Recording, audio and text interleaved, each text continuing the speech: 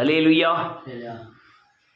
Right. நான் சொல்லக்கூடிய காரியங்கள் என் வாழ்க்கையில் நடைமுறைப்படுத்தின காரியம், அதில் ஜெயம் கிடைத்ததுனாலே நீங்களும் இந்த ஜெயத்தை பெற்றுக்கொள்ள வேண்டும் என்பதற்காக இந்த அல்லேலூயா நன்றியோடு இந்த காரியத்தை நான் பகிர்ந்து கொள்ள விரும்புகிறேன். கடந்த நாட்களில் நடைமுறைப்படுத்தின காரியங்கள் பயங்கர பிரச்சனை, சரீரத்தில் பயங்கர ரத்தம் அதிகமாக வெளியேறிட்டு, அடுத்தால கொலஸ்ட்ரால் ரொம்ப குறைஞ்சிட்டு, அதனால் நாக்கிலெல்லாம் புண்ணு, தொண்டையில் புண்ணு, இப்படி சரீரம் பலவீனம், கொஞ்சம் தூரம் கூட நடக்க முடியாத அளவுக்கு பலவீனம். ஏன்னா கொழுப்பு குறைஞ்ச உடனே, கொழுப்பு மாத்திரை அதிகமாக இருந்ததுனால அது கொழுப்பு குறைஞ்ச உடனே அது ரொம்ப பிரச்சனையை உண்டாக்கிட்டு உடனே டக்குன்னு ஹாஸ்பிட்டல்லாம் போய் பார்க்க வேண்டியதாக இருந்தது. அல்லேலூயா.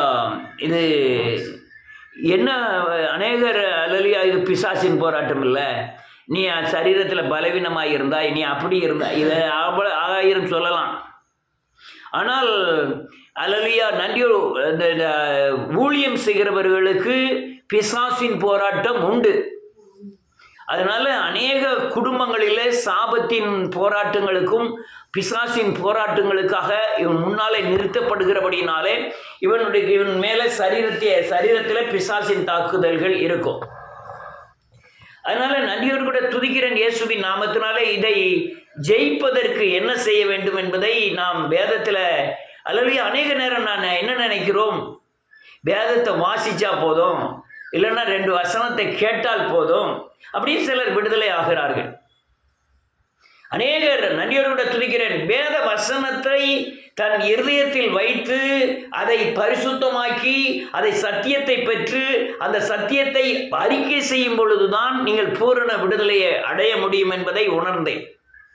உங்களுக்கு விடுதலை வருவதற்கு முன்பாகவே உங்கள் இருதயத்தில் தோன்றுகிற விசுவாசத்தின் அந்த வசனத்தின் மேல் உள்ள சாரத்தின் மேல் விசுவாசம் உண்டாகும். அந்த விசுவாசம் உங்களை பூரணமாய் குணமாக்கிவிடும். ஒரு ஆள் பிரதர் சொன்னாங்க, வியாதி இருக்கதாங்க செய்யும், ஆனால் வியாதியோடு வாழணும், வாழ்ந்து நம்ம ஜெயம் எடுக்கணும் அப்படின்லாம் சொன்னாங்க. நன்றியோடு கூட துதிக்கிறேன் வியாதியில் வாழணும்னு எழுதல அல்லேலூயா. உடனே அவங்க சொன்னாங்க, பிலிப்பியரின் புத்தகம் 2வது அதிகாரத்தில் எழுதப்பட்டிருக்கிற எப்பாப்பிராத்து வியாதியோடு இருந்தான் அப்படின்னு சொன்னார்கள். பவுல் வியாதிப்பட்டான் என்று சொன்னார்கள். அல்லேலூயா. வியாதிப்படாதவர்கள் ரொம்ப பேர் வியாதிப்படாதவர்கள் இல்லை, ரொம்ப பேர் வியாதிப்பட்டார்கள். ஏன் குணமாகவில்லை? அப்படிதான் சாரம். அதாவது வேதத்தில் பாயாசம் இருக்குது, வடை இருக்குது, இட்லி இருக்குது, அதிரசம் இருக்குது, எல்லாம் இருக்குது. நீங்கள் எடுத்துக்கிட்ட காரியம்தான் உங்களுக்கு விடுதலையை கொண்டு வரும். நீங்கள் எடுத்துக்கொள்ளுகிற வசனம் தான் உங்களை விடுதலை ஆகும். எப்பா பிரார்த்தித்துக்கு வியாதியாக இருந்தால் நானும் வியாதிப்படணுங்கிற கணக்கு அல்ல. எசேக்கியேல் வியாதிப்பட்டான், தேவனுடைய நாமத்தின் மகிமைக்காய் முடிந்தது. இவன் பிறந்தது குருடனாய் பிறந்தது, அல்லேலூயா, இவன் செய்த பாவமா இவன் முன்னோர்கள் செய்த இல்லை, அவன் தேவனுடைய நாமத்தின் மகிமைக்கென்று தெரிந்து கொண்ட பாத்திரம் என்று இயேசு சொன்னார். அப்போ எப்பா பிரார்த்தித்து வியாதியாளர் இருந்தானே அப்படின்னு நீங்க சொல்லலாம். நான் என்ன சொல்ல வரேன்னா, வேத வசனத்தில் அநேக வசனங்கள் இருக்கிறது. நீங்கள் எந்த வசனத்தின் சாரங்களை எடுத்துக்கொள்ளுகிறீர்களோ அதுதான் உங்க எதிர்கால வாழ்க்கை. எனக்கு வேண்டாயா, எப்பா பிரார்த்தித்து வியாதியா இருந்தால் நானும் வியாதியா இருப்பேங்கிற எண்ணம் எனக்கு தேவையில்லை. ஆனால் அவர் தொட்டு குஷ்டரோகியை சுகமாக்கினார், அது எனக்கு தேவை. அல்லேலூயா. பெரும்பாடுள்ள ஸ்ரீ இயேசுவை தொட்டு சுகமாக்கினார், அது எனக்கு தேவை. 38 வருடம் பாடுள்ள மனுஷனை தேவன் சுகமா, அது எனக்கு தேவை. யாரோ அல்லேலூயா எலிசா வியாதிப்பட்டான், அதனால் நான் வியாதிப்படுவேன் என்று விசுவாசித்தால், அல்லது இப்படி விடுதலை ஆக்குகிறார் என்ற விசுவாசம், அந்த விசுவாசத்தின் பலனாகிய விடுதலை அவங்களுக்கு போய் சேரலைன்னா அவங்க விடுதலை ஆக முடியாது. அதனால நான் என்ன சொல்ல வருகிறேன் என்றால், வேத வசனத்தில் ஆசீர்வாத வசனமும் உண்டு, சாபமான வசனமும் உண்டு, விடுதலையாக்குற வசனமும் உண்டு, அல்லேலூயா வியாதிப்படுகிற வசனங்களும் உண்டு. நீங்க வேத வசனத்தில் எடுத்துக்கிற முறைகள் தான் உங்களுடைய எதிர்காலத்தில் விடுதலையாக்கக்கூடிய தன்மைகள். அல்லேலூயா. நான் எப்பா பிரார்த்தித்து வியாதியாக இருந்தாலும் அது எனக்கு தேவையில்லை. அந்த வசனத்தை நான் எடுக்க விரும்பவில்லை. நான் இன்னொரு விடுதலையான வசனத்தை தான் தேட விரும்புகிறேன். அந்த வசனத்தை எடுத்து என் பலவீனங்கள் பயங்கர பலவீனமாயிருந்தது, கொஞ்ச தூரம் கூட என்னால் நடக்க முடியவில்லை. ஒரு மனுஷனுக்கு கொலஸ்ட்ரால் 130 இருக்க வேண்டும் குறைந்தது. ஏன்னா 100 ஆயிட்டு. 100 ஆனதுனால அது ரொம்ப சரீரத்தில் கொழுப்பே இல்லாமல் போனதுனால நடக்கவே முடியலை. அதனால கர்த்தருடைய பரிசுத்த நாமத்துக்கு ஸ்தோத்திரம். அதுக்கப்புறம் தேவன்கிட்ட ஜெபம் பண்ண அநேகருடைய நிலைமை என்னன்னா, வேதத்தையே வாசிக்காமல், வேதத்தையே நடைமுறைப்படுத்தாமல், அல்லேலூயா, வேதத்தையே காதில் கேட்காமல், அல்லேலூயா, இருதயத்தில் நிலைநிறுத்தாமல், நாம் ஏதோ வேதவசனத்தை சர்ச்சில் போய் கேட்டோம் உடனே விடுதலை ஆயிருங்கிற அந்த அல்லேலூயா போட்டுட்டு விடுதலை ஆகிருங்கிற நோக்கத்தில் அநேகர் காணப்படுகிறார்கள். அது இல்லை வேதவசனம். உன் சரீரத்தில் இயேசுவின் சாயல் அச்சடையாளமாய் மாற வேண்டும். வேதவசனம் உன் அல்லேலூயா பாதைகளுக்கெல்லாம் வெளிச்சமாய் தரக்கூடிய வேதவசனங்கள், உன் ஆவியையும் ஊனையும் எலும்பையும் உருவ குத்துகிற வேதவசனங்கள், வேதவசனம் வெறுமனே திரும்பாது இருக்காது என்று சொன்ன வேதவசனங்கள், வனாந்தரங்களை அதிரச் செய்கிற வேதவசனங்கள், இந்த பூமியை தாங்குகிற வேதவசனங்கள். இந்த வசனத்தின்படி தான் தேவன் உலகம் பூரா நடத்தி கொண்டிருக்கிறார். இந்த உலகம் பூராத்தையும் தேவன் வேத வசனத்தின் அடிப்படையில் நடக்கிறார். நீ எந்த புறமதஸ்தனாயிரு, கிறிஸ்தவனாயிரு, அல்லேலூயா, மனிதனாய் பிறந்த உலகத்தில் எல்லா பொருட்களையுமே, எல்லா உயிருள்ள ஜீவன்கள் எல்லாத்தையுமே வேத வசனத்தின் அடிப்படையில் தான் இது சிருஷ்டிக்கப்பட்டது மட்டுமல்ல, பாதுகாக்கப்படுவது மட்டுமல்ல, தாங்குகிறார் என்று வேதம் சொல்லுகிறது. அல்லேலூயா. அந்த வேத வசனத்தில் உள்ள நான் கண்டிராத அதிசயத்தை கண்டேன். நான் கண்டிராத ஒரு பயங்கரமான ஒரு விடுதலையின் அல்லேலூயா வழிமுறைகளை கண்டேன். அதான் இன்னைக்கு உங்களோடு நான் பகிர்ந்து கொள்ள போகிறேன். எத்தனை பேர் கை கொள்வாங்கன்னு எனக்கு தெரியாது. ஆனால் நீங்கள் இப்படி கை கொண்டாதான் நீங்கள் விடுதலை ஆக முடியுங்கிறது தான் சத்தியம். நீங்கள் கை கொண்டா விடுதலை ஆவீர்கள், கை கொள்ளலைன்னா விடுதலை ஆக முடியாது. சும்மா அல்லேலூயா எங்கேயோ ஒரு ஊழியக்காரனுக்கு சில ஆயிரங்களை அனுப்பிட்டு அவன் ஜெபம் பண்ணுவான், நான் குணமாவேன்னு சொல்கிறதெல்லாம் பயங்கரமான முட்டாள்தனம். அப்போ யாக்கோபு 5ஆம் அதிகாரத்தில் எழுதியிருக்கேன்னு நீங்கள் கேட்கலாம். அதில் என்ன எழுதியிருக்கு? ஒருவர் பாவத்தை ஒருவர் அறிக்கை செய்ய வேண்டும், அப்போ தான் உங்கள் விசுவாசம் உள்ள ஜெபம் பிணியாட்களை ரட்சிக்கும் என்று வேதம் சொல்லுகிறது. இப்படி பல காரியங்களை வேதத்திலும் பார்த்தேன். வெளிப்படையான காரியங்களை, பேய் துரத்துகிறார்கள், பெண்களை ஆடப்படுகிறார்கள், அவர்களை க்ளோஸ்அப்பாக ஷூட்டிங் எடுக்கிறார்கள், அது யூடியூப், இதெல்லாம் எவ்வளவு பயங்கரமான தவறுகள். என்ன தவறு? ஒரு புறஜாதிகள் ஒரு பெண்ணை எடுக்கும்போது முகத்தை கூட மறைச்சிடுறாங்க. ஆனால் அது கூட செய்கிறது இல்லை. இங்கே தன்னுடைய அல்லேலூயா பேர் வெளியே வரணுங்கிறதுக்காக அந்த பேய் பிடிச்சி ஆடுகிறவர்களையோ நோய்வாய்ப்பட்டவர்களையோ முகத்தை க்ளோஸாக எடுக்கிறது பயங்கரமான தவறு. இந்திய நாட்டு சட்டத்திற்கு விரோதமானது என்பதை புரிந்து கொள்ளுங்கள். யாருமே அதை தவறு என்று சொல்லி கம்ப்ளைண்ட் பண்ணாதனால தான் இன்னும் பண்ணிக்கிட்டு இருக்காங்க. அல்லேலூயா, தன்னுடைய ஊழியத்தின் மகிமை வெளியேறணுமாகும்படியாக தான் அந்த காரியங்களை செய்கிறார்கள். திரும்பவும் சொல்கிறேன், அநேக ஊழியர்கள் ஜெபம் பண்ணதுனால குணமாகவில்லை, வருகிற வியாதிஸ்தர்கள் தேவனை விசுவாசிக்கிறபடியினாலே சுகமாகிறார்கள்.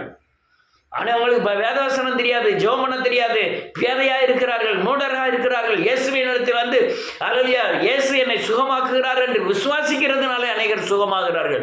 சில ஊழியர்கள் கைவிட்ட ஜெபம் பண்ணும்போது சுகமாகிறார்கள். போகட்டும், கடந்த நாட்களிலே எனக்கு நடந்த பலவீனங்களிலே கர்த்தர் எனக்கு எப்படி பலன் தந்தார் என்பதை மட்டும் சொல்ல விரும்புகிறேன். அதனால வேத வசனத்தை நீங்கள் தேடி அலசி ஆராய வேண்டும். வேத வசனத்தை தேடி வாசியுங்கள் என்று வேதம் சொல்லுகிறது. உன் சூழ்நிலைக்கு ஏற்ப, உன் பிரச்சனைகளுக்கு ஏற்ப, அல்லேலூயா உன் தேவைகளுக்கு ஏற்ப, உன் நெருக்கத்திற்கு ஏற்ப வேத வசனங்களுக்காய் நீங்கள் தேடி கண்டுபிடிப்பது மட்டுமல்ல, தேவ சமூகத்திலே காத்திருந்து அந்த ஜெபம் பண்ணி அந்த வேத வசனத்தை வாங்க வேண்டும். அல்லது நீங்கள் தேடி கூட கண்டுபிடிக்கலாம், அதை பற்றியும் பிரச்சனை இல்லை. ஆனால் வேத வசனம் அல்லேலூயா இந்த உலகத்தையும் இந்த பூமியையும் உண்டாக்கினது மட்டுமல்ல, அது வெறுமனை திரும்பாத வேதவசனம் தாங்குகிறது என்று வேதம் சொல்லுகிறது. இந்த சிறு காரியமானாலும் சரி வேத வசனத்தின்படி நடக்கிறது. 6000 வருடங்களாய் இந்த வேத வசனத்தை மாற்றியமைக்க யாராலே முடியவில்லை. அதில் ஜீவன் இருக்கிறது, ஆவி இருக்கிறது, அதில் விடுதலை இருக்கிறது, பாதுகாப்பு இருக்கிறது. இது உன்னதமானவருடைய வாயிலிருந்து வந்த வார்த்தைகள். அதனால இந்த வார்த்தைகளுக்கு அல்லேலூயா ஜீவன் இருக்கிறது என்பதை நிரூபிக்கத்தான் நம்மை நியமித்திருக்கிறார். ரைட். போட்டு கடந்த நாட்களில் எனக்கு பட்ட பிரயாசங்களிலே, என் சரீரப்பட்ட உபத்திரவங்களுக்கு நான் எவ்வளவோ ஜெபம் பண்ணினேன், வேதத்தை வாசித்தேன், தியானம் பண்ணினேன், என்னெல்லாம் செஞ்சேன். ஆனால் நான் பிரசங்கிக்கிறேன், எத்தனையோ வசனங்களை பிரசங்கித்திருக்கிறேன், 500க்கு மேலே வீடியோ போட்டிருக்கிறேன். ஆனால் அவ்வளோ வசனங்களிலும் நான் இப்போ கடந்த நாட்களில் கண்டுகொண்ட காரியம் எனக்கு ஆச்சரியத்தை தந்தது. எனக்கு அதற்கு முன்பாகவே அந்த சபையில் போதித்திருக்கிறேன். அல்லேலூயா வேத வசனத்தை இருதயத்தில் வைத்து அதை தியானம் பண்ணி உன் வாயினால் அறிக்கை செய்ய வேண்டும் அப்படின்லாம் நான் போதித்திருக்கிறேன். உன் சூழ்நிலைக்கு ஏற்ப வசனங்களை எடுத்து நீ அல்லேலூயா வாயினால் சொல்ல வேண்டும் என்று போதித்திருக்கிறேன். ஆனால் அந்த காரியங்கள், நான் போதித்த காரியங்கள் எல்லாம் என்னுடைய சூழ்நிலைக்கு ஏற்ப வேதவசனங்களை எடுத்து தந்தது. அந்த எடுத்து தந்த வசனங்களை நான் மாறி மாறி மாறி மாறி சொல்ல ஆரம்பித்தேன். அல்லேலூயா. இரவு உறங்குவதை தவிர நான் போகும்போதும் வரும்போதும், அல்லேலூயா, உட்காரும் பொழுதும் எழுந்திருக்கும் பொழுதும் அதை பற்றிய சிந்தனை, அதை பற்றிய அறிக்கை, என்னுடைய பலவீனத்தையும் அந்த வேத வசனங்களையும் ஒப்பிட்டு அதை தியானம் பண்ணி என் இருதயத்தில் வைத்து வாயினால் அறிக்கை செய்து கொண்டே இருந்தேன். அல்லேலூயா. எப்பெல்லாம் அல்லேலூயா சொல்ல முடியாதபடி அல்லேலூயா என் மனம் பொருளுகிறதோ மறு நிமிடமே மனம் திருப்பி அந்த வேதவசனத்தை அறிக்கை செய்ய ஆரம்பித்தேன். அந்த அறிக்கை செய்து கொண்டே இருந்தேன். அதில் உண்டான ஒரு பயங்கரமான விசுவாசம் என்னை விடுதலை ஆக்கிற்று. அதுதான் நான் இப்போ உங்களோடு நான் பகிர்ந்து கொள்ள போகிறேன். ஆனால் நன்றியோடு அன்னைக்கு எனக்கு கொடுத்த வேத வசனம் 91வது சங்கீதம் 2வது வசனமும் 3வது வசனம். யாராவது செல்ல வாசிக்கலாம்.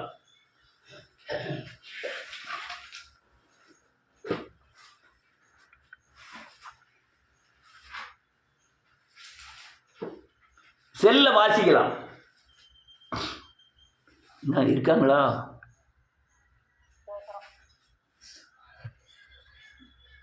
தொண்ணூத்தோரா சங்கீதம் 2வது வசனம் 3வது வசனம்.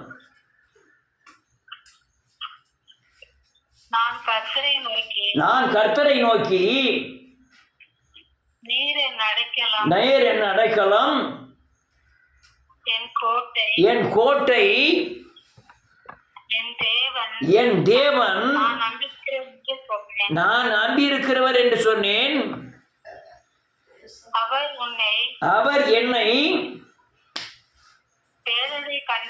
ஆமென் ஆமென் தப்புவித்தார். அல்லேலூயா. நான் இந்த வசனத்தை சொல்லிட்டே இருந்தேன். என்ன சொல்லிட்டு இருந்தேன்? நான் எப்பவும் கர்த்தரை நோக்கி, நீர்தான் என்னை அடைக்கலாம், நீர்தான் என் கோட்டை, நீர்தான் என் தேவன், நானுமே நம்பி இருக்கிற ஆண்டவரே, அதனால அல்லேலூயா வேடனுடைய கண்ணிக்கும் கொள்ளை நோய்க்கும் நான் தப்புவிக்கப்படுவேன் இப்படின்னு சொல்லிட்டே இருந்தேன். அதுல உண்டான ஒரு எசன்ஸ் அப்படியே என்னை விடுதலை ஆக்கிட்டு, இந்த வேத வசனங்களை சொல்ல சொல்ல அதன் மேல் வைக்கிற விசுவாசம், அதன் மேல் வைக்கிற நம்பிக்கை, அதன் மேல் வைக்கிற தேவன் மேல் வைக்கிற அல்லேலூயா ஒரு வாஞ்சை, தாகங்கள், அது சத்தியத்தை வெளிப்படுத்துகிறது. நீங்க படிக்கலன்னு சொல்லலாம், அதெல்லாம் இல்லை. நீங்க அது வேத வசனத்தை சொல்ல சொல்ல ஆவியானவர் அந்த வசனத்தில் இருக்கிறதுனால, அந்த வசனத்தில் ஜீவன் இருக்கிறதுனால, அது 7 தரம் புடமிடப்பட்டதுனால, அது வெறுமனை திரும்பாததுனால, அந்த கீழே விழுந்து போவதில்லை என்று சொன்ன வேத வசனம், என்னுடைய வார்த்தை வெறுமனை திரும்புவதில்லை, அது தரையில் விழுந்து போவதும் இல்லை என்று ஆண்டவர் சொன்னார். அந்த வேத வசனத்தை சொல்ல சொல்ல எனக்குள்ளே இருந்து ஒரு அனல் கிளம்பியது. அந்த அனல் இந்த வேத வசனத்தை அப்படியே சிலுவையோடு ஒப்பிட வைத்தது. நீங்க யாரா இருக்கட்டும், வேத வசனத்தை நீ நடைமுறைப்படுத்தாமலோ அல்லது இருதயத்தில் பூர்ண விசுவாசம் இல்லாமலோ நீங்க அதுல இருந்து இருக்கிற சாரத்தை உணராதபடி இருக்கும் பொழுது நீங்க எந்த பிரச்சனையிலிருந்து சுகமடைவது கூடாத காரியம். இயேசு வேணும், இயேசு வாயிலிருந்து வார்த்தை வேண்டாம்னா அது எவ்வளவு பெரிய முட்டாள்தனங்கள். இது இயேசுவின் வாயில, தேவனுடைய வாயிலிருந்து வந்து பெறப்பட்ட வார்த்தை. அதனால் இந்த வார்த்தைக்கு நீங்கள் கனம் பண்ண வேண்டும், வார்த்தையை அறிக்கை செய்ய வேண்டும். இரவும் பகலும் அறிக்கை செய்தேன். என்னுடைய பலவீனத்தை நான் அறிவேன். என் பலவீனங்களுக்கு எனக்கு முழு பலன் தேவை. அதனால நன்றியோடு அநேக அறிக்கை பண்ணிக்கொண்டே இருந்தேன், ஜெபம் பண்ணிக்கிட்டே இருந்தேன், அல்லேலூயா வேதவசனத்தை அறிக்கை பண்ணிக்கிட்டே இருந்தேன். அதில் உண்டான சாரங்கள். அப்புறம் அந்த பலவீனம் போயிட்டு அது சுத்தமாகவே என்னை விட்டு போயிட்டு. ஆனால் நான் பலவீனமாக இருக்கும் போதே பலன் உள்ளவனாக இருக்கிறேன். வேதம் சொல்லுகிறது, என் பலவீனம் அந்த கொலஸ்ட்ரால் அளவோ, அந்த அல்லேலூயா லோ பிரஷர் அளவோ, லோ சுகர் அளவோ ரொம்ப குறைவுதான். ஆனால் இந்த வேத வசனத்தின் மூலமாக இருந்த விசுவாசத்தின் பலன் இப்போ உங்க முன்னால் உட்கார வச்சிருக்கு இயேசுவின் நாமத்தினால. அந்த அளவுக்கு இந்த வேத வசனத்தில் உள்ள சாரம் என் ஆத்மாவை பற்றி பிடித்தது. சொல்ல சொல்ல சொல்ல அது மேலே இருந்த விசுவாசம் என்னை பெருக பெருக, தேவன் மேலே இருக்கிற விசுவாசம் பெருக பெருக பெருக ஆட்டோமேட்டிக்காக விடுதலை ஆகிட்டேன். அதுக்கப்புறம் பிரச்சனைகள் வந்தது, அதுக்கப்புறம் வேற பிரச்சனைகள் வந்தது, அதுக்கப்புறம் வேற வசனங்களை தேவன் தர ஆரம்பித்தார். அதை நான் இப்போ சொல்லிக்கிட்டு இருக்கேன். 46வது சங்கீதத்தில் 1வது வசனம், 2வது வசனம், 3வது வசனத்தை இப்போ தான் சொல்லிக்கிட்டே இருக்கேன். இப்போ நேரத்துல இருந்து சொல்லிக்கிட்டு இருக்கேன். அது நேற்று இன்னைக்கு காலைல கூட உங்கள்கிட்ட சொல்லியிருப்போம்னு நினைக்கிறேன். இன்னைக்கு காலையிலேயே நேற்று ராத்திரியே சொன்னோம்னு நினைக்கிறேன். யாராவது வாசிக்கலாம் 46வது சங்கீதம் 1, 2, 3. தேவன் நமக்கு அடைக்கலமும் பலனும். தேவன் நமக்குன்னு எழுதியிருக்கு, அது எனக்குன்னு வச்சுக்கணும். தேவன் எனக்கு அடைக்கலமும் பலனும், ஆபத்து காலத்தில் அனுகூலமான துணையானவர். இதை திருப்பி திருப்பி திருப்பி சொல்லணும், திருப்பி திருப்பி திருப்பி இரம்பாலும் சொல்லணும். அல்லேலூயா, சொல்லிக்கிட்டே இருக்கணும். அர்த்தம் என்ன எழுதிருக்கு? ஆமென். பூமி நிலை மாறக்கூடிய பிரச்சனை வந்தாலும், பூமி அசைந்து போது அல்லது பூமியில் இல்லாதபடி நாம் ஆக்கக்கூடிய பிரச்சனைகள் வந்தாலும், அவர் எனக்கு அடைக்கலமும் பலனும், இந்த ஆபத்து மாதிரி காலங்களில் அவர் எனக்கு அனுகூலமான துணையாய் இருக்கிறார். அர்த்தம் வாசிமா.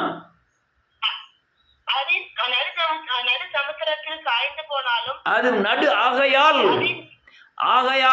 இல்லையோ? ஆகையால் பூமி நிலை மாறினாலும், மலைகள் நடு சமுத்திரத்தில் சாய்ந்து போனாலும், அதின் ஜலங்கள் கொந்தளித்து பொங்கி பர்வதங்கள் அதிர்ந்தாலும் நான் பயப்பட கேட்டேன். நீ இதை சொல்லதான் உங்களுக்கு அதில் உள்ள எசன்ஸ் வெளிப்படும். அது தேவன் மேல நீ நம்பிக்கை வைக்க இந்த வேத வசனத்தில் மறைந்திருக்கிற சாரங்கள் உங்களுக்கு வெளிப்பட ஆரம்பிக்கும். இதுக்கெல்லாம் ஞானங்கள் தேவையில்லை, தேவன் மேல வைக்கிற விசுவாசம் தான் தேவை. இதுக்கெல்லாம் பரிசுத்தம் தேவைனா உன் இருதயத்தை பரிசுத்தமாக்க வேண்டும். இன்னொரு வசனத்தை வாசிப்போம். நீதிமொழிகளின் புத்தகம் 4வது அதிகாரம் 21 வாசிக்கலாம். யாரும் வாசிக்கலாம், டக்குன்னு வாசிங்க. நீதிமொழிகள் 4வது அதிகாரம் 20வது வசனத்திலிருந்து. என் மகனே என் வார்த்தைகளை கவனி, என் வசனங்களுக்கு உன் செவியை சாய். என்ன எழுதிருக்கு பாருங்க, வார்த்தைகளை கவனி. கவனின்னு அர்த்தம், உன் சூழ்நிலைக்கு ஏற்ப, உன் பிரச்சனைக்கு ஏற்ப இந்த வேத வசனங்களை கவனி. என் வசனங்களுக்கு செவி கொடு. அடுத்தல அவைகள் உன் கண்களை விட்டு பிரியாதிருப்பதாக. ஆமென். அவைகளை உன் இருதயத்துக்குள்ளே காத்துக்கொள். அவைகள் உன் கண்களை விட்டு பிரியாதிருப்பதாக என்ன அர்த்தம்? இரவும் பகலும் அதை பத்தி சொல்லிட்டே இரு. அது குறித்த நினைவாகவே இருக்கட்டும். அது உன் பேச்சாய் மாறட்டும், உன் இருதயத்தில் நிரம்பட்டும். அந்த வசனங்கள் சொல்லிக்கிட்டே இரு, இருதயத்தில் நிரம்பட்டும். இருதயத்தில் அதை காத்துக்கொள்ளும் வேதம் சொல்லுது. அந்த வேத வசனத்தை, என் வார்த்தையை செவி சாய்த்து அதை உன் இருதயத்திலே காத்துக்கொள். அடுத்தல 22. அவைகளை கண்டுபிடிக்கிறவர்களுக்கு, அவைகளை என்னத்தை கண்டுபிடிக்கணும்? வசனத்தில் உள்ள சாரத்தை கண்டுபிடிக்கணும். உன் பிரச்சனையையும் வசனத்தில் இருக்கிற விடுதலையும் ஒப்பிட்டு அதுல உள்ள சாரத்தை நீங்க கண்டுபிடிக்கணும். அதுதான் சத்தியம். அதை கண்டுபிடிக்கிறவர்கள், அதை கண்டுபிடிச்சா உங்களுக்கு விசுவாசம் வந்துடும், தப்பிச்சிருவீங்க. வேத வசனம் என்னை விடுதலை ஆக்குங்கிற இருதயத்தில் விசுவாசம், தேவனுடைய வார்த்தை, இந்த வார்த்தை என்னை விடுதலை ஆக்குங்கிற விசுவாசம் மட்டும் உங்களுக்கு இருதயத்தில் பிறந்துட்டுனா உடனே விடுதலை ஆயிடுவீங்க. நீங்கள் எந்த சூழ்நிலை இருந்தாலும் விடுதலை ஆயிடலாம். நான் நேரம் ரொம்ப ஆகிட்டே இருக்கு, 18 நிமிஷம் ஆகிட்டு. அடுத்தல என்ன இருக்கு? அவர்கள் உடலுக்கெல்லாம் ஆரோக்கியமா. வேற என்ன எழுதி பாருங்க, அவைகள் ஜீவனும், அவர்கள் உடலுக்கெல்லாம் பெரிய ஆரோக்கியத்தை கொண்டு வந்துடும், விடுதலையை கொண்டு வந்துடும். நல்லா புரிஞ்சுக்கிடுங்க. உலகத்தின் நோய் எவ்வளவு கொடுமை உள்ளதா இருந்தாலும் சரி, வேத வசனத்தின்படி இந்த உலகத்தை தாங்குகிற வேத வசனம் அந்த கொடுமையான வியாதியிலிருந்து உன்னை விடுதலை ஆக்கிறோம். ஆனால் உன் எண்ணங்களும் உன் யோசனைகளும் வேத வசனத்தில் ஏன் திரும்ப சொல்றேன்னா, அது மேல உங்க விசுவாசத்தை வைக்கும்படியாக தான். உங்க முழு பல நம்பிக்கையும் அந்த வேத வசனத்தில் மேல வைக்கிறதுக்கு தான் திரும்ப சொல்றது. திரும்ப ஏன் சொல்றது? அதுல உள்ள சாரங்கள் உங்களுக்கு வெளிப்படுவதற்கு தான். அது திரும்ப ஏன் சொல்றோம்னா, அதுக்குள்ள அந்தரங்க கருத்துக்கள் ஆவியானவர் துணையோடு கூட உனக்கு வெளிப்பட்டு அந்த வேத வசனத்தையும் உங்க வாழ்க்கையில் நடக்கிற பிரச்சனைகளையும் வேத வசனத்தையும் அல்லையா உனக்கு இருக்கிற நோயையும் அல்லையா ஒப்பிட்டு நீங்கள் அறிக்கை செய்ய பகிரங்க உடல் ஆரோக்கியம் உண்டாகிவிடும். நிறைய பேர், பல பல வியாதிகளில் இருந்து விடுதலையாக இருக்கிறார்கள். எத்தனையோ ஸ்கேன பொய்யாக்கின காரியங்கள் நிறைய உண்டு, நிறைய சாட்சிகள் உண்டு. அதில் மேகம் போன்ற திரளான சாட்சிகள் உண்டு. கேன்சர்ல இருந்து குணமாக்கின திரளான சாட்சிகள் உண்டு. பயங்கரமான குழந்தையே பெற முடியாத மலட்டு கற்பத்திலிருந்து, செத்த கற்பத்திலிருந்து குழந்தை பிறந்த சாட்சிகள் வேத வசனத்தின் அடிப்படையில் உண்டு. சாராளுடைய கற்பத்தை அல்லேலூயா விசுவாசித்து அறிக்கை செய்து செய்து செய்து தான் பலனற்றவனாக இருந்தாலும் பலனடைந்து குழந்தையை பெற்ற சாட்சிகள் நிறைய உண்டு. வேத வசனம் தான் உங்கள் வாழ்க்கையில பல வழிகளை திறக்க வல்லமை உள்ளது. அதனால இந்த வேத வசனத்துல இருதயத்தில் சொல்லிக்கிட்டே இருக்கும்போது என்ன நடக்கும்னா, நான் செய்த காரியங்கள் நீங்க உங்களுக்கு பல கோணங்கள்ல தேவன் வேற கோணங்கள்ல விடுதலை ஆக்கலாம். என்னை இந்த வேத வசனத்தை அல்லது அப்படியே சிலுவைக்கு நேராய் ஒப்பிட வைத்தார் தேவன். என்ன தேவன் ஒப்பிட வைத்தார்? நான் கர்த்தரை நோக்கி, நீர் என் அடைக்கலம், என் கோட்டை, நான் என் தேவன், நான் நம்பி இருக்கிறவர் என்று நான் சொல்லுவேன். அப்போது அவர் வேடன் வைக்கிற ஒவ்வொரு கண்ணுக்கும் என்னை தப்புவிப்பார். வேடன் வைக்கிற அந்த கொள்ளை நோய்களுக்கு என்னை தப்புவிப்பார். இது என்னுடைய அறிக்கையாக இருந்தது. எப்படி வேதவசனம் எனக்கு, நான் திரும்ப சொல்றேன், எனக்கு தந்த கோணங்கள் வேற, எனக்கு தந்த வசனங்கள் வேற. என்னை ஆனால் நீங்கள் சொல்ல வேண்டியது என்னை போல சொல்ல வேண்டும். நடைமுறைப்படுத்துவதற்கு இதுதான் ட்ரைனிங்கை தவிர வசனங்கள் வித்தியாசப்படலாம், ஆவியானவர் நடத்துதல் வித்தியாசப்படலாம். ஆனால் நீங்கள் முழு பலத்தோடு இருதயத்திலே காத்துக்கொண்டு அதை அறிக்கை செய்யும் பொழுதுதான் நீங்கள் நோய் மட்டுமல்ல, எந்த பிரச்சனையானாலும் சரி அதில் விடுதலை சத்தியத்தின்படி இருக்கிறது என்பதை அறிந்து உணர்ந்து அனுபவித்ததுனால உங்களோடு பேசிக் கொண்டிருக்கிறேன். இதை ஓயாம சொல்லும்போது இந்த அடைக்கலம் என்பதை நான் வேத வசனத்தோடு அந்த சிலுவையோடு ஒப்பிட்டேன். எனக்கு இருந்த ஆவிக்குரிய பலத்திற்கும் நான் சார்ந்திருக்கிற இயேசு கிறிஸ்துவின் மேலே இருக்கிற வைராக்கியத்திற்கும் நான் ஓடின ஓட்டின் பிரயாசத்தின் பலனுக்காகவும் நான் அறிந்த அறிவின் தேவனை அறிந்த அறிவுக்கு தகுந்தாற் போல நான் என்னை சிலுவையோடு என்னை ஒப்பிடும்படியாய் தேவன் இந்த வேதவசனத்தில் மறைந்திருக்கிற கருப்பொருட்களை வெளிப்படுத்தினார். உங்களுக்கு நீங்கள் பலன் அற்றவர்களாக இருக்கலாம், உங்களுக்கு வெளிப்படுத்துகிற காரியங்களிலே நீங்கள் உண்மை உள்ளவர்களாய் முழு விசுவாசம் உள்ளவர்களாக இருந்தீங்கன்னா ஆட்டோமேட்டிக்காக விடுதலை ஆயிடுவீங்க. எந்த பிரச்சனையானாலும் விடுதலை நிச்சயம். அனுபவித்ததுனால சொல்றேன். இந்த அடைக்கலம் என்பதற்கு நான் தியானம் பண்ணும்போது கண்ட காரியம் என்னன்னா, அடைக்கலம் என்றால் என்ன? அடைக்கலம் என்றால் புகலிடம், அடைக்கலம் என்றால் தஞ்சம், அடைக்கலம் என்றால் பாதுகாப்பு.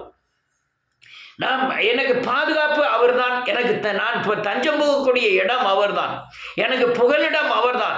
இந்த உலகத்தில் அநேக வியாதிகளுக்கு வியாதியை நிப்பாட்ட முடியுமே தவிர வியாதி இல்லாமல் போக பண்ண முடியாது. அந்த அளவுக்கு வியாதிகள் பெருகி கொண்டிருக்கிறது. அப்போ இந்த பொல்லாத உலகத்தில் என் சரீர பலவீனத்திற்கு அடைக்கலமாய் இருக்கிறது என் தேவன். என் தேவனே நீர் அடைக்கலாம் அப்படின்னு நான் அறிக்கை செய்தேன். அப்போ பழைய ஏற்பாடுகளோடு ஒத்துப்பட்டு பார்க்கும்போது தேவன் கானான் தேசத்தில் ஒரு 6 பட்டணங்களை நியமித்தார். உலகத்தில் கொலை செய்கிறவர்கள், வேசித்தனம் பண்ணுகிறவர்கள், விபச்சாரம் பண்ணுகிறவர்கள் அவர்கள் கொடிய தண்டனைக்கு உட்படும் போது தண்டிக்கப்படுவதற்கு முன்பாக ஓடி வந்து இந்த அடைக்கலப்பாத்து பட்டணத்துக்குள் புகுந்து கொண்டால் அவனை தண்டிக்க கூடாது என்று வேதம் சொல்கிறது. அந்த பட்டணத்துக்குள்ள இருக்கும் வரை, அந்த 6 பட்டணங்களுக்குள்ள இருக்கும் வரை அவனுக்கு கொடுக்கக்கூடிய தண்டனை நிறுத்தி வைக்கப்படும். ஒருவேளை அவன் அந்த தண்டனைக்கு கொஞ்ச நாள்லயே வெளியே வந்துட்டான்னா, அந்த பட்டணத்தை விட்டு வெளியே வந்துட்டான்னா அந்த கொலை செய்து விடுவார்கள். அந்த கொலை செய்யக்கூடாது என்பதற்கு அநேக பாவங்கள் இருக்கிறது, கொலை செய்ய வேண்டும் என்றதற்கு பல பாவங்கள் இருக்கிறது. கொலை மட்டுமல்ல, சவுக்கடி, கல்லறிதல், ஆணியை வச்சு மரத்தில் தூக்குதல், இப்படி மரத்தில் கட்டி வச்சு 2 பிளந்துருவாங்க. இப்படிலாம் சில காரியங்கள் தண்டனை இருந்தது. இந்த தண்டனையிலே இஸ்ரவேல் ஜனங்கள் தப்பித்துக் கொள்ளணுங்கிறதுக்காக தேவன் கானான் தேசத்திலே 6 பட்டணங்களை நியமித்தார். நான் இதெல்லாம் இப்போ எடுக்க நேரம்ல நான் ஒரு 10 நிமிஷத்தில் முடிச்சாகணும். அதனால தேவன், ஆனால் புதிய ஏற்பாடு வரும் பொழுதோ இந்த அடைக்கல பட்டணம் எது என்று காணும்போது நான் காயத்தை பார்க்கிறேன். என்னுடைய பாவத்திற்காய், என்னுடைய சாபத்திற்காய் அவர் தண்டனையை ஏற்றுக்கொண்டார் என்ற அந்த காயத்தை நான் பார்க்கும் பொழுது, அந்த காயத்தில் இருந்து வழிகிற ரத்தம், இப்போ நான் படுகிற வியாதிக்கு அவர் தண்டனையை ஏற்றுக்கொண்டார். அல்லது நான் செய்த பாவத்திற்கு உண்டான தண்டனை இந்த பாவம். இந்த பாவத்தை கல்வாரி சிலுவையிலே தேவன் ஏற்றுக்கொண்டு ஆணி கடாவப்பட்டு, நெஞ்சிலே குத்தப்பட்டு, முள்முடி சூட்டப்பட்டு, கால்களிலே ஆணி கடாவப்பட்டு, அவர் அதிலிருந்து வருகிற ரத்தம் என்னை கழுவட்டும் என்று சொல்லி நான் அறிக்கை செய்தேன். அந்த அடைக்கல பட்டணமாகி அவருடைய காயம் என்னை விடுதலை ஆக்கிற்று. ஒரே ஒரு வசனத்தை வாசிக்கலாம்.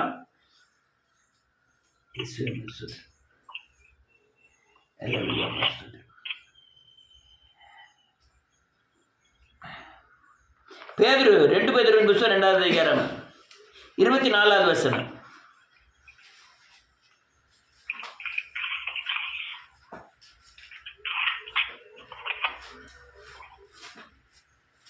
ஒன்று பேதுரு 2வது அதிகாரம் 24வது வசனம்.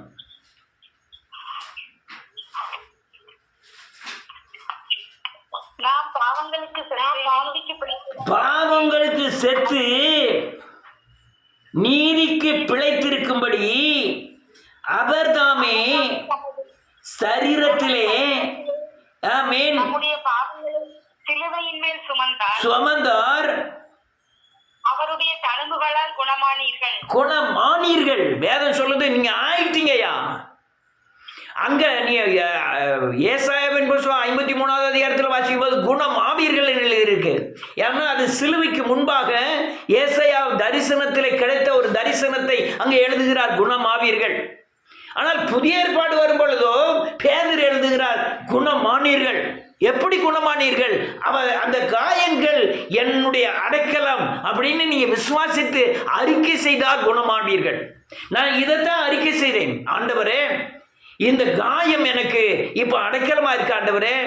எனக்கு இருக்கிற சரீர பலவீனத்திற்காக, இந்த பாவம் செய்ததற்காக நீர் தண்டனையை 2000 வருடங்களுக்கு முன்பாகவே ஏற்றுக்கொண்டு என்னை குணமாக்கி விட்டீர். அந்த தண்டனையை நீர் ஏற்றுக்கொண்டீர். நீர் சிலுவையில் செய்து முடித்தபடினாலே எனக்கு அடைக்கலமாக இருக்கிறீர் ஆண்டவரே அப்படின்னு சொல்லி நான் ஜெபித்தேன். ஜெபித்தது மட்டும் அறிக்கை செய்தேன். ஜெபம் என்பது தனிப்பட்ட முறையில் இருக்கிறது. இது அறிக்கை செய்தேன். இதை அடிக்கடி அறிக்கை செய்தேன். அறிக்கை செய்ததுக்கு எண்ணிக்கையே கிடையாது. அந்த அளவுக்கு அந்த வசனத்தை திரும்ப திரும்ப திரும்ப சொன்னேன். ஆனால் இருதயத்திலிருந்து விசுவாசம் பிறந்துதான் அது குணமானீர்கள் என்ற விசுவாசத்தின் அறிக்கை எனக்கு வந்தது. நீங்க சும்மெல்லாம் குணமானேன்னு சொன்னாலாம் அங்க ஒண்ணுமே ஆகாது. இருதயத்தில் விசுவாசிக்கப்படும், வாயினாலே அறிக்கை செய்யப்படும், அப்போது ரட்சிக்கப்படுவீர்கள். இருதயத்தில் விசுவாசம்ங்கிறது வேற, நம்பிக்கை என்பது வேற. ஏதோ 4 தடவை சொல்லிட்டு இருதயத்தில் நான் விசுவாசிச்சுட்டேன் அறிக்கை பண்ண, அதெல்லாம் ஒன்றும் நடக்காது. இருதயத்தில் ஆழத்திலிருந்து புறப்படுகிற விசுவாசத்தின் வார்த்தை வெளிப்பட வேண்டும். அப்படிதான் அந்த அடைக்கலப்பட்டணமாகிய காயம் என்னை அல்லா நோயில் இருந்து விடுதலை ஆக்கிட்டு. அதுக்கப்புறம் கோட்டை. இதெல்லாம் எடுக்கிறதுக்கு நேரம் இல்லை, நான் வரிசையை சொல்லிட்டு போறேன் இயேசுவின் நாமத்தினாலே. அல்லேலூயா. கோட்டை. இந்த கோட்டை என்பதை நான் சிலுவையோடு ஒப்பிட்டேன். அல்லேலூயா. இஸ்ரவேல் ஜனங்கள் அல்லேலூயா எகிப்திலிருந்து பிரித்தெடுக்கப்படும் போது அந்த பார்வோன் பிடி கொடுமையாக இருந்தது. ஏன் இவர்கள் இஸ்ரவேல் ஜனங்களை பிரித்தெடுத்த பின்பு கூட அநேகர் எகிப்தில் வாழ்ந்தார்கள் என்று வேதம் சொல்லுகிறது.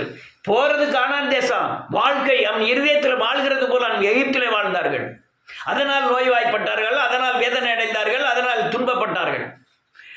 ஆண்டவர் அது அவங்களை இஸ்ரேல் ஜனங்களிலிருந்து பிரித்து எடுக்கும் பொழுது ஒரு வீட்டுக்கு ஒரு ஆட்டுக்குட்டியை அடிக்க செய்து, நீங்க இதெல்லாம் 12வது அதிகாரத்தில் வாசிக்கலாம். அல்லேலூயா. பிரித்து எடுக்கும்போது ஒரு ஆட்டுக்குட்டியை, வீட்டுக்கு ஒரு ஆட்டுக்குட்டியை அடித்து அந்த இரத்தத்தை எடுத்து நிலைக்கால் சட்டங்களிலும் சன்னல்களிலும் பூச சொன்னார்.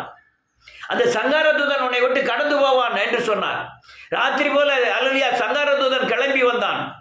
எந்த வீடுகளெல்லாம் ஆட்டுக்குட்டியானவருடைய ரத்தம் தெளிக்கப்பட்டிருக்கிறதோ, பூசப்பட்டிருக்கிறதோ, எந்த வீடுகளெல்லாம் இயேசுவின் ரத்தத்தின் பாதுகாப்பில் இருக்கிறதோ அந்த வீட்டிலெல்லாம் இந்த சங்கார தூதனோ கொள்ளை நோயோ இந்த பஞ்சமோ அவங்களுக்கு ஏற்படவில்லை. அந்த வீட்டை விட்டு கடந்து போனான். இருக்கிற எல்லா தலைப்பிலையும் சங்காரம் பண்ணினார். எகிப்து தேசத்திலே காவல் கிடங்கில் இருக்கிற கைதியின் தலைப்பிள்ளை முதல் ராஜாவாய் இருக்கிற ராஜாவின் தலைப்பிள்ளை வரை இந்த சங்கார தூதன் ஹல்லேலூயா எல்லாத்தையும் சங்காரம் பண்ணினான். ஆனால் இஸ்ரவேல் ஜனங்களிலே ஒரு குடும்பத்திலேயாவது தேவன் தலைப்பிள்ளைகளை சங்காரம் பண்ணவில்லை. அதனால இந்த ரத்தம் எங்கெல்லாம் தெளிக்கப்பட்டிருக்கோ அது அந்த ரத்தம் அவர்களுக்கு கோட்டையாய் அமைந்தது, பாதுகாப்பாய் அமைந்தது. இதை நான் உணர்ந்தேன். இயேசுவே, நீ கல்வாரி சிலுவையில் சிந்தின ரத்தம் என் மேல் தெளிக்கப்பட்டிருக்கிறது. நான் தெளிக்கப்பட்டபடியினாலே பாதுகாக்கப்படுகிறேன். ஆண்டவரே, நீர்தான் என் கோட்டை, நீர்தான் என் தேவன் என்று நான் அறிக்கை செய்து கொண்டே இருந்தேன். நல்ல கேளுங்க, நான் சொல்லுதை தெளிவாக புரிஞ்சுக்கிட்டாதான் உங்களுக்கு விடுதலை உண்டாகும். திரும்பவும் சிலுவையில் தான் நான் அதை அர்ப்பணித்தேன். இயேசுவின் நாமத்தினாலே உங்களுடைய ரத்தம் என் மேல் தெளிக்கப்பட்டிருக்கிறது. ஹல்லேலூயா. இந்த ரத்தம் தான் பொல்லாத உலகத்தில் என்னை பாதுகாப்பும், கொள்ளை நோய்க்கும் பஞ்சத்துக்கும் பட்டயத்துக்கும் பாதுகாப்பும். அதனால நான் இந்த அறிக்கை செய்துட்டு, நீர் என் தேவன், நீர் கர்த்தராய் இருக்கிறீர், நீ இயேசுவாய் வெளிப்பட்டீர், மரித்து பரிசுத்த ஆவியை தந்தீர், அந்த பரிசுத்த ஆவியாகிய என் தேவன் என்று, இதுதான் என் தேவன் என்று அறிக்கை செய்வேன். கர்த்தராய் இயேசு கிறிஸ்துவே, நீர் பிதாவின் வலது வருஷத்திலிருந்து எனக்காய் பரிந்து பேசிக் கொண்டிருக்கிறேன். நீர் பிதாவாய் இருக்கிறீர், நீர் குமாரனாய் இருந்தீர், நீர் பரிசுத்தாவியாய் இருந்தீர். இப்போது எனக்குள்ள பரிசுத்தாவியே இருந்து இந்த பரலோகத்தின் தேவனை பார்க்க செய்கிறீர், என்னை தேட செய்கிறீர், என்னை ஜெபிக்க வைக்கிறீர். அதற்காக நன்றி கர்த்தாவே, நீரே என் தேவன், நீரே என் தேவன் அப்படின்னு பல நேரங்கள் அறிக்கை செய்தேன். எல்லாரும் கேட்டுக்கிட்டு இருக்கீங்களா? Hello, right. வலது வருஷத்திலிருந்து எனக்காய் பரிந்து பேசிக்கொண்டு இருக்கிறார். நான் கடைசி சத்துருவை என் கால்களுக்கு பொய்களாய் மிதிக்கும் வரை அவர் எனக்காய் தேவனிடத்தில் பரிந்து பேசிக் கொண்டிருக்கிற தேவனே, நீரே என் தேவன். ஹல்லேலூயா. நான் பாவம் செய்வது பரிசுத்த ஆவி எனக்குள் இருந்து அந்த பாவத்தை மன்னிப்பதற்காக வழிவாரிசல்களை திறந்து தேவனை பார்க்க செய்து என்னை விடுதலை ஆக்குகிறார். நீரே என் தேவன். ஆண்டவரே, நான் தூங்கினாலும் நீர் தூங்காமல் காக்கிற தேவன். நான் பாவியாயிருந்து உம்மை விட்டு பிரியும் பொழுது கூட என்னை பரிதபித்து எனக்குள்ள வந்து ஹல்லேலூயா தேவனுக்குள்ளே நீர் நடத்துகிறீர், நீரே என் தேவன் அப்படின்னு பல காரியங்களை அறிக்கை செய்தேன். அறிக்கை செய்ய செய்ய செய்ய செய்ய என்னுடைய பலவீனம் நீங்கவில்லை, ஆனால் விசுவாசம் எனக்குள்ளே உண்டானது, அதிகமான விசுவாசம் உண்டானது. என் பலவீனங்கள், ஆனால் என்னுடைய நிலைமை என்ன? என்னுடைய ரத்தங்களில் பெரும்பகுதி போயிட்டு, அடுத்தால நன்றியோடு கூட துதிக்கிறேன், கொலஸ்ட்ரால் ரொம்ப குறைஞ்சிட்டு லோ சுகரில் இருக்கேன். ஒரு டீ கடையில் போய் சொல்கிறேன், ஐயா எனக்கு லோ சுகர் ஆகிட்டு, அதனால் ஒரு பழம் தாங்கங்க. அவன் 10 ரூபா பழத்தை 15 ரூபா இது எவ்வளவுன்னு சொல்லிட்டு போ. உடனே ஒரு பழத்தை வாங்கி ஒரு டீயை போட்டு, சீனி இல்லாத ஒரு டீயை வாங்கி உடனே குடிச்சிட்டு கொஞ்ச நேரம் அங்கேயே உட்காந்துட்டு வந்தேன். ஆனால் அதுக்கப்புறம் போய் நீங்கள் டெஸ்ட் பண்ணி பார்த்தீங்கன்னா ஹல்லேலூயா பலவீனம் அப்படியே நீங்கிறதே உணர்ந்தேன். வீட்டில் போய் என்னுடைய எடை போட்டு பார்க்க, என்னுடைய எடை எவ்வளவு? 67.5 கிலோ. அது கொடுவும் கூடாது, குறையும் கூடாது. போய் எடை போட்டு பார்க்க, கரெக்டாக இருந்தது. பெரிய ஆச்சரியமாக இருந்தது. என் எடை குறையவும் இல்லை, என் பலன் குறையவும் இல்லை. ஹல்லேலூயா. என் பலவீனத்தை நீக்கினார் கர்த்தர். எதன் மூலமா தெரியுமா? தேவன் தந்த வேதவசனத்தை இருதயத்தில் நிலைநிறுத்துவதற்காக இரவும் பகலும் அறிக்கை செய்தேன். நீ எப்படி கேட்குறீங்களே தெரியல. நீங்கள் யாராக இருந்தாலும் சரி, வேத முறைமைகளின்படி தான் உங்களுக்கு விடுதலையே தவிர அறிவின்படி விடுதலை இல்லை, உங்களுடைய ஞானத்தின்படி விடுதலை இல்லை, தேவ சத்தியங்கள் மூலமாய் விடுதலை. அதனால அதை சொல்லிக்கிட்டு இருக்க வேடன், இதெல்லாம் வேடன் வைத்த கன்னிகள். இதன் கண்ணி என்ன? கொள்ள நோய் கொண்டு வருவதற்கு உண்டான கன்னிகள். எல்லாவற்றிற்கும் தேவன் தப்பிவித்தார். இன்று தப்பிவித்தார், நாளைக்கு தப்பு வைப்பேன் அப்படின்னு வாக்கு பண்ணினார். அதனால கடைசி பரியந்தம் நம்மை தப்பி வைப்பார். ஆனால் வேத வசனத்துக்கு இடம் கொடுக்கணும், வேத வசனத்தை அறிக்கை செய்யணும், வேத வசனத்தில் இருதயத்தில் நிலைநிறுத்தணும். வேத வசனத்தை எவ்வளவு தூரம் நீங்கள் அறிக்கை செய்யணும், அவ்வளோ உங்களுக்கு பாதுகாப்பாய் முடியும். உங்கள் இருதயத்தில் சுத்தமாக இருந்தால் தான் வேத வசனமே உங்களுக்குள்ள நிற்கும். மாம்சத்தின் எண்ணங்கள் கொஞ்சம் கூட இருந்தாலும் கூட வேதவசனம் உங்களுக்குள்ள நிற்காது. பிசாசின் கிரியை என்னென்ன? பணத்தின் மேலே உங்கள் வாஞ்சை தாகங்கள் இருந்ததுன்னா வேதவசனம் நிற்காது. உலக ஆசை இச்சைகள் மேலே உங்கள் ஹல்லேலூயா இருதயம் இருந்ததுன்னா வேதவசனம் நிற்காது. வேதவசனம் நிற்கலைன்னா உங்கள் சந்ததிகளை நீங்கள் பாதுகாக்க முடியாது, உங்கள் பிள்ளைகளை நீங்கள் பாதுகாக்க முடியாது. அதனால் வேதவசனத்தை நிறுத்துவது ரொம்ப இருதயத்தில் நிலைநிறுத்தி அதை பரிசுத்தமாக்கி அதில் உள்ள சத்தியங்களை நீங்கள் அறிக்கை செய்து எந்த நிலைமையிலிருந்து உங்களை கர்த்தர் விடுதலையாக வல்லவராக இருக்கிறார். அதனால் யாராக இருந்தாலும் சரி, இருதயத்தில் நீ ரோமர் 10வது அதிகாரம் 9, 10 வசனங்களை வாசி பார்த்தீங்கன்னா, இருதயத்தில் விசுவாசிக்கப்படும், வாயினாலே அறிக்கை செய்யப்படும், அப்போது ரட்சிப்பு உண்டாகும். எவ்வளவு தூரம் நீங்க விசுவாசம் உண்டாக வரை அதை அறிக்கை செய்துக்கிட்டே இருக்கணும். அதுல சாரங்களாகிய சத்தியம் வெளிப்படும் வரை நீங்க அறிக்கை செய்துக்கிட்டே இருக்கணும். நீங்க விசுவாசமும் இந்த சாரங்களும் வெளிப்பட்டுன்னா ஆட்டோமேட்டிக்கா எந்த பிரச்சனை இருந்தாலும் நீங்கள் விடுதலை ஆகி விடுகிறீர்கள். இதுதான் சத்தியம். நான் இதை அனுபவித்த சாட்சியின் வசனங்கள். நான் இதை உங்கள்கிட்ட பகிர்ந்து கொள்ள இதான் காரணம். அடுத்தால இப்போ நான் சொல்லிக்கிட்டு இருக்க வசனம் நான் திரும்ப சொல்ல காரணம், கடைசியில் முடிக்கும் போது அநேகர் இந்த வேதவசனத்தை சொல்லணுங்கிறதுக்காக சொல்கிறேன். 46வது சங்கீதம் 1 வசனம், தேவன் எனக்கு அடைக்கலமும் பலனும் ஆபத்து காலத்திலே அனுகூலமான துணையாக இருக்கிறார். பூமி நிலை மாறினாலும் மலைகள் சமுத்திரத்தில் சாய்ந்து போனாலும் அல்லேலூயா ஜலங்கள் கொந்தளித்து பர்வதங்கள் அதிர்ந்து போனாலும் நான் பயப்பட மாட்டேன். ஏன்னு கேட்டால் தேவன் எனக்கு அடைக்கலமும் பலனும் ஆபத்து காலத்தில் அனுகூலமான துணையாக இருக்கிறார். இந்த அல்லேலூயா பூமி அதிர்வது என்னன்னா உங்கள் வாழ்க்கையில் நடக்கக்கூடிய பிரச்சனை அந்த அளவுக்கு வரும். அல்லேலூயா சமுத்திர போய் மலைகள் விழவா செய்யும், அந்த அளவுக்கு பிரச்சனைகள் வரும். இது அல்லேலூயா ஜலங்கள் கொந்தளித்து பர்வதங்களை அதிர பண்ணும், அப்படிலாம் பிரச்சனைகள் வரும். ஆனால் நீங்க சரியானபடி சத்தியம் இருதயத்திலிருந்து வாயினால அறிக்கை செய்தால் விடுதலை நிச்சயம். வாயில அல்லேலூயா உங்க இருதயம் துப்பாக்கி, அல்லேலூயா வேத வசனம் தான் குண்டு. எதிரியாகிய சாத்தானை வீழ்த்துக்கு ஒரே வழி விசுவாசிக்கப்பட்ட தேவ வார்த்தைகளை அல்லேலூயா விசுவாசித்து அறிக்கை செய்வதை கர்த்தர் உங்களை ஆசீர்வதிப்பாராக.